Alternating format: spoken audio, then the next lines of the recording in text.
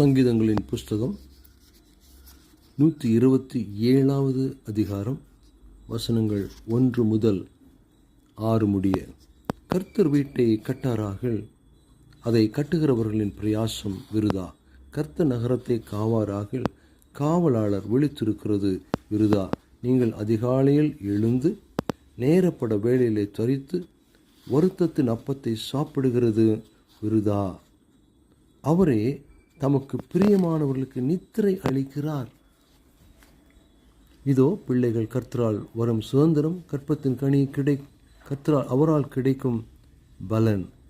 வால வயதின் குமாரர் பலவானின் கையில் உள்ள அம்புகளுக்கு ஒப்பாயிருக்கிறார்கள்.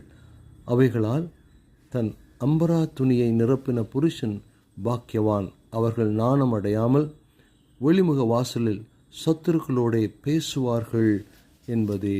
ஆமென்.